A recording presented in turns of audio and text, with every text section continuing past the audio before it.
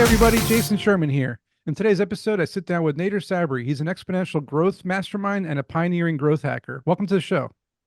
Jason, thank you very much. Thank you for the invite. Awesome. And today we're going to unlock exponential business growth.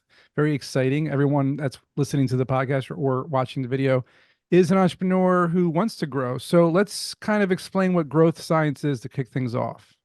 Absolutely. So I'll start really, if you don't mind, I'll start at the really beginning of my story, how I started to build a business and how I learned this by accident, and then how I kind of fell into it, built a whole bunch of companies, and then realized it was a science, and then started helping several companies do this. And so when I first started my journey, like most people listening right now, I would read a ton of books, talk to a ton of consultants, listen to a ton of podcasts.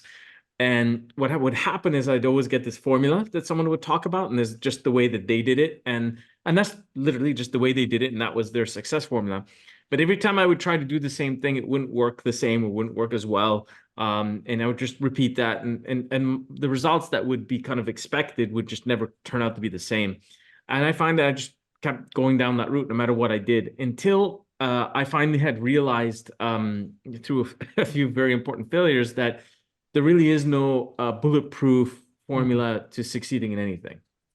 And I started then to discover my own formula, how I would go about it, how it would work best with me. And as I moved further in my career being an entrepreneur. What were some of those things that you discovered? That's what we want to hear.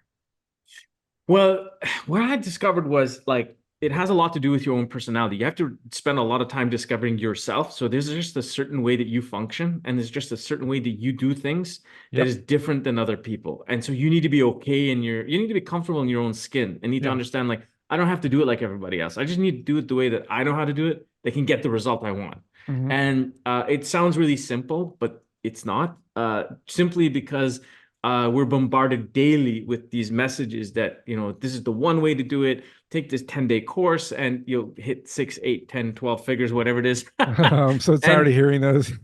I know, exactly. And anytime anyone is promising you there's a formula that works and all that, walk away from it. Walk right away from it. It's going to serve you no good. But there are a lot of companies out there that use growth hacking in their business. Is there like especially like the top 1% of companies, is there like a specific type of strategy they use to attain these growth hacking techniques and results? From my side, it wasn't about a particular strategy. It was more like a framework that can help me find the strategy that would work specifically to me or my client. And that was more or less the answer to it. And as I discovered that in every single scenario, obviously they were very different, but there was a general pattern that would pop up. And that's not a formula. It's just the framework in which how to do it. And I break it down. Let's hear a little bit about this framework. I like frameworks. Sure. So I talk about it in my book. So it's 3 just very simple parts. It's the growth problem, the growth experiments, and then growth extensions. And then obviously we break that down. So the biggest problem, of course, dealing with things that I built, or especially dealing with clients, is if you're solving the wrong problem and don't understand the growth problem itself, you're solving for the wrong thing. And it sounds really simple, but you'd be surprised how many people fall in that trap. So I use it's roughly 280-ish. We're adding a little bit more to it. Point diagnostic tool that I use when I work with a client, and we literally will pinpoint exactly what the growth problem is. And that changes perspective across the board, just from the top to the bottom of the organization. Once we've got that figured out, then we move into experimentation. And experimentation is key to this, because and I'll kind of give you a bit of background how I learned this. So I get hired by companies. I call the boardroom ego. So here I get hired to solve a growth problem. I walk into the board, and everybody seems to have the answer, but nobody has solved the problem. And it's really comical, because like, why the hell would you hire me, right? Right. And it took me a bit of time to break through that. But how I did that was I would get everybody at the table to agree to a single statement, and that statement would be all of us agreeing and saying together, saying, I don't know. And once we press kind of the refresh button on the mindset, where we say, like, I don't know, the only thing in front of you is actually experimentation, right? Because if I really don't know, I have to experiment to find the way forward. And the most powerful growth hacks that I've ever developed, or have ever seen worked for myself or my clients, come from the unknown. They come from areas you would have never thought possible. So when I first meet a client and the mindset is like, oh, we're benchmarking against the following benchmarks, which are the standard benchmarks used in my industry, and here's my measures against, you know, ABC, whatever it might be. And we want to improve these measures. It sounds really smart, and it helps with incremental growth, but it will not help you grow exponentially, because all you're doing is competing on the same metric and just incrementally improving against it. And there's a whole slew of things that come with that, and that's why you only get incremental results if you're lucky in many cases. So when a And client comes with that, and you yeah, talk go ahead. about, and we're talking about growth hacking a lot. I kind of don't want to, I don't want to go kind of glaze over the fact that a lot of companies out there try to growth hack because they've read stories about, say, Airbnb that Yep. successfully growth hacked Craigslist through kind of these fake ads, right? To like really say, oh, you know, here's an apartment. Oh no, it's actually, you can list it on Airbnb or whatever, or rent it on Airbnb. So they famously growth hacked, got a cease and desist letter. But Yep. finding those growth hacks, and whether they're legal or not, but finding those growth hacks is actually really difficult. I've been running startups for a long Yeah. time, and I'm always facing the challenge of finding and implementing a growth hack. Currently, Yep. still am doing that today. So, Yep. how do you kind of navigate those Yeah. challenges? Like, because, like, let's say, for example, I have a consumer platform and I have a B2B platform. How do I find the growth hacks that I can use to grow those companies quicker?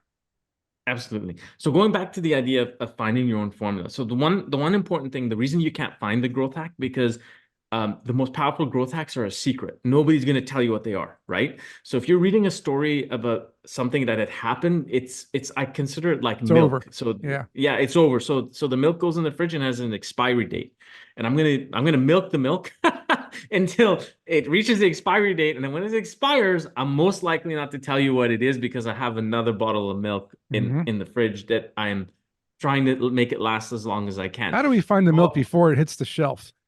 you gotta, well, that's you How do we creating yourself. how do we milk the cow, really is what we're looking for, right? You gotta get your own cow.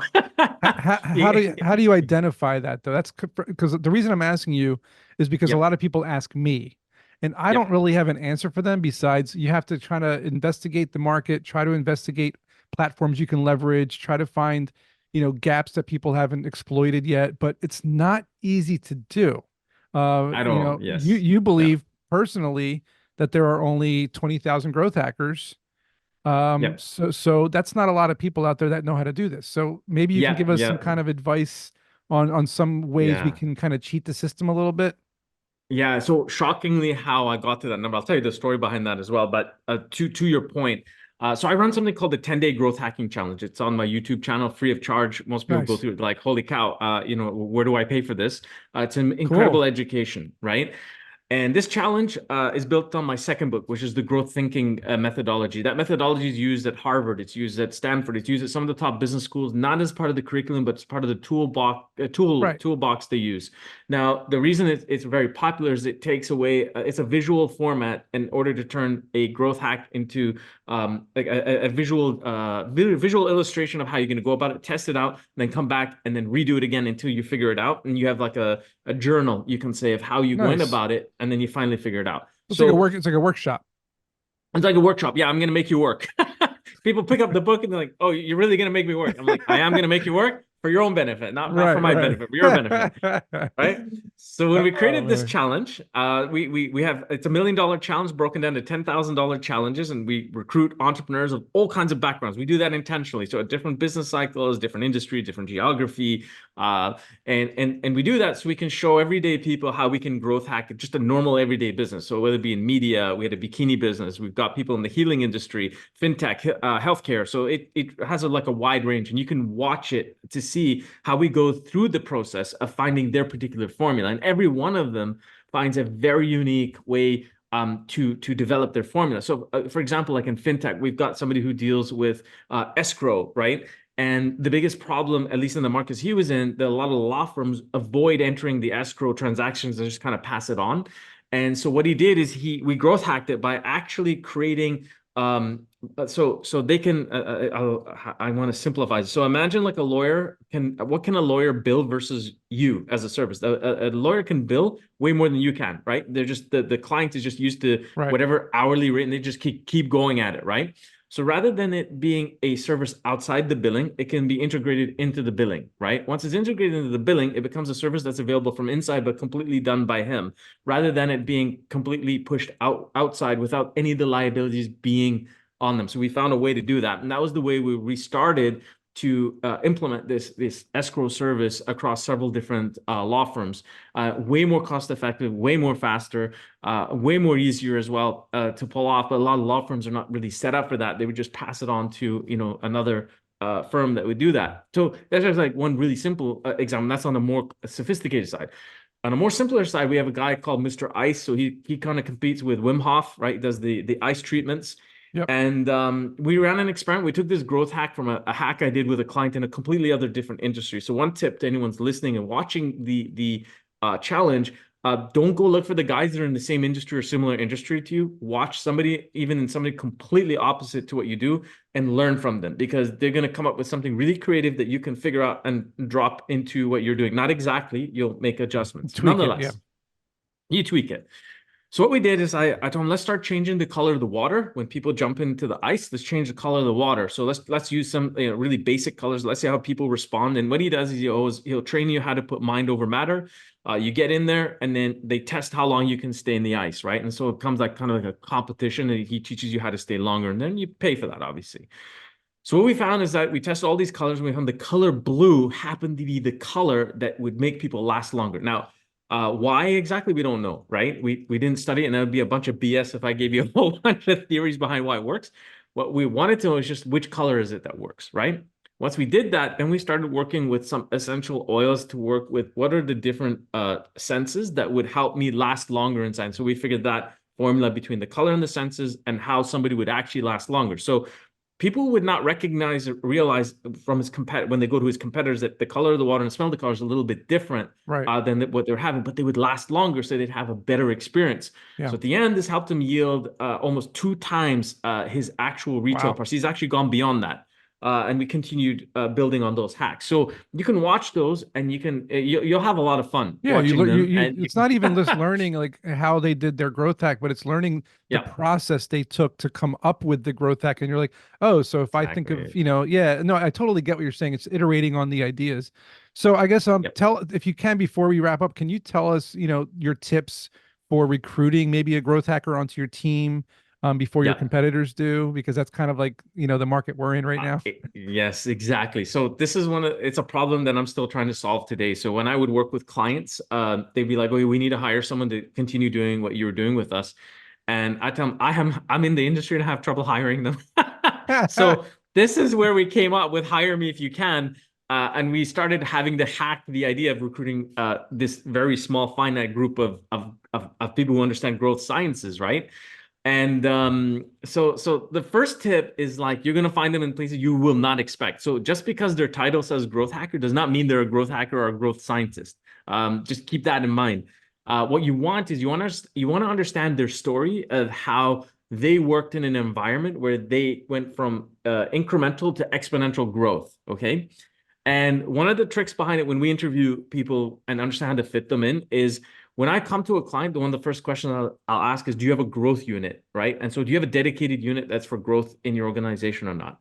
And if you don't, there's a different type of growth hacker that would be needed for that versus somebody who does have an existing growth unit and has the capacity to run growth as a competency inside their organization. So it's 2 completely different scenarios. And mishiring could be can really affect results. So if somebody had been running growth units and you bring them into another growth unit, they're more likely to continue the same way they had done it. But if you brought somebody who continuously builds growth units, okay, into an existing growth unit, the outcome is going to be a lot different than somebody who's never built a growth unit. So these are just some of the simple parameters that we look at that clients haven't thought about. It does. Yeah. It's very interesting. And people are going to have to watch your YouTube channel and learn from you. And where can they get more information about you and what you do? Sure. So my YouTube channel, you just type in my name, Nader Sabry. You'll be able to get a ton of content there, a ton of free tutorials. You can go to my website itself, which is www.nadersabry.com, or you can go to Amazon and buy my book called Ready, Set, Growth Hack. And that's where I teach the framework. And then after that, you can go to the second book, which is Growth Thinking. You don't need to buy the two together. You can just buy the first one, get educated on that. We've got like 80 tools in there and Wow. 50 proven strategies just to get you started and get the brain thinking around how does this actually work. And yeah, you go from there. So my only big tip to everybody listening is get educated, like just get your mind wrapped around it. Surround yourself with people who understand this, who are tackling it at the same time as you, so you're on that kind of same path. And just start experimenting and don't overcomplicate your experiments. Don't overthink them. Just get into the habit, just like going to the gym, like an exercise, which I don't do, but I should. But put that aside. Just like an exercise, just start experimenting. It doesn't really matter how crazy it sounds. In fact, the crazier it sounds is all the more reason why you should be doing it. Oh, amazing. Nader, I loved Yeah. it. Thanks, guys. Check out nadersabry.com. Check out his YouTube channel, buy his book, Growth Hack, Growth Hack, Growth Hack to the next level, guys. Thanks for listening, and we'll see you in the next episode.